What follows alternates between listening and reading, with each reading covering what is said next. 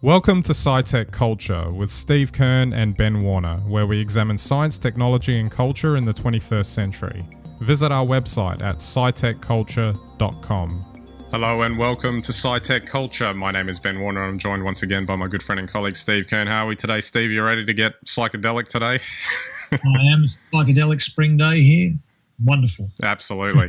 So psychedelics, the reason why I wanted to touch on this is we've got an article here that we'll refer to, but essentially this idea of taking drugs, I guess, for to enhance your creative and productive output, I guess would be the way to do it.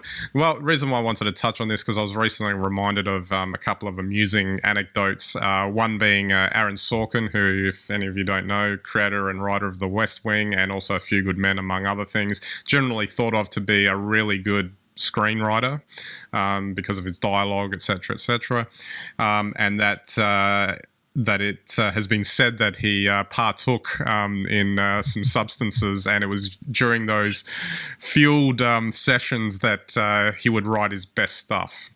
And that there's that, and also on a more mild note, of course, I've had an artist or two say to me, "Oh, well, you know what you need to do? You need to hype yourself up on some caffeine." Smoke some cigars, or cigarettes, get some nicotine into you. That'll fire you up to just punch out the best creative work that you ever imagined. What do you think about? I don't know if you know of at least the first story, the Aaron Sorkin one, but do you have any initial thoughts about that? Well, on the hallucinogens, it's since the 1960s and Dr. Timothy Leary's tune in, turn on, drop out routine. There's been probably a lot. It's been, I guess, embedded and embellished in the counterculture, but there's a lot of evidence to suggest that taking hallucinogens does change the way you think, change your thought processes, at least for the time and for the short time after you've consumed them, and that gives you a chance to be liberated from things that might be stopping you writing, writer's block. It might also give you the courage to write things that you feel a little bit anxious about. And it also gives you the ability to think things in a different way and create different creative experiences through your work. So there's plenty of evidence of that, whether it's visual art, literature, or music. There have been plenty of bands as well that have been very creative on those sorts of drugs. As to whether or not it will make you more productive, probably not. And I think you'll find that the people that have used these substances successfully probably would have been successful even without them. But maybe we're getting something new or special through those experiences. Who knows? Well, the countless stories of the tortured artists that end up in trouble using the substances, but they churn out some inspired pieces of work. But sure, it goes all the way back to the 1800s, stories like this. Across all arts, people taking mushrooms and peyote and whatever else they could get their hands on. Yeah, Homer's coyote that he saw in his fever dream and all that sort of stuff. Great episode of The Simpsons, by the way.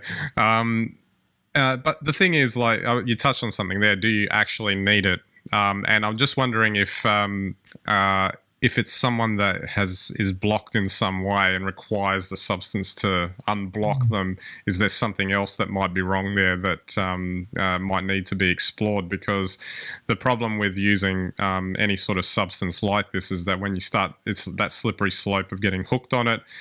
Each time you use it then becomes less effective because your body's getting used to it. It's the age-old substance addiction problem. And then if you really go out down the wrong path, then you end up in big trouble towards the end. And again, referring to the tortured artist thing, something like that. The old tortured artist thing, and you see so many of them, in more tragic circumstances, ending up overdosing young, but that they might have made an impact, forever kind of thing on the culture, but it came at maybe too high a cost. And I'm just wondering if it's more a personality-based thing that is driving that they need to have these substances, as opposed to just a broad recommendation for anyone to just, start snorting and you'll be on your way to some amazing creative trips. So I think if you look at some of these situations where creatives and or athletes are using drugs as performance enhancing, there are a lot of actual similarities. A creative will use their mind in the same way that an athlete uses their body, and it's said quite often that the athletes who use drugs probably would have been top athletes anyway. And so the drugs are really a way of recovery. They're a way of refreshing the body or the mind, if you're a creative, to keep on producing. And I think, yeah, you're right, it's a slippery slope, and you're also really burning the candle hard if that's the way that, that's the level you're working. But then again, these people, they work at a different level to what us mere mortals do. And maybe it's something that they, in a counterintuitive way, do need. Yeah, that's interesting. Although I'd say that there's still people out there that can punch up at that level without needing anything whatsoever to function.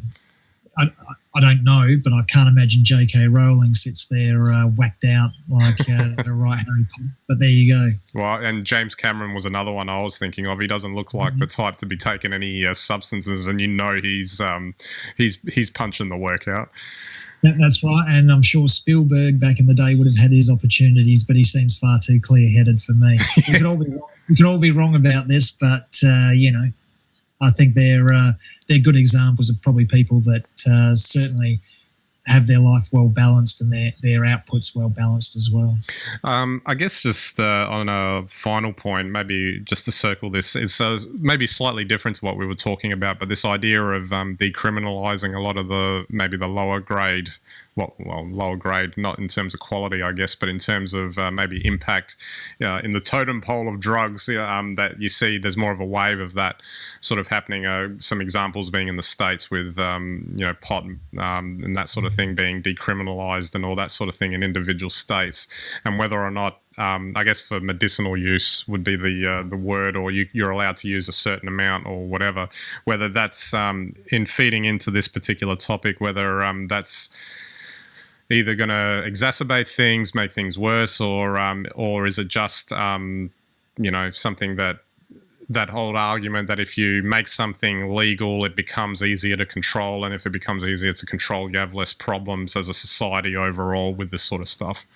Well, I mean, what can we say? I think the leaning in America towards the decriminalisation was the authorities working out how much money they could make.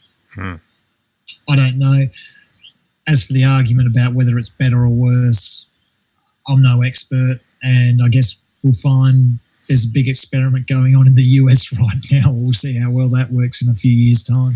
Yeah, and they may need it given the way their politics are going at any rate. It wouldn't be, or would it be cynical to say that, you look at the way their politics is going and look at when they legalise drugs and just wonder if there's a link? Absolutely. That's a whole other topic right there.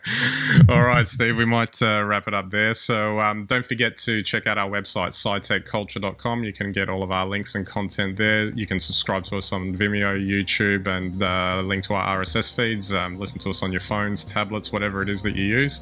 And we hope you enjoy the content on our website.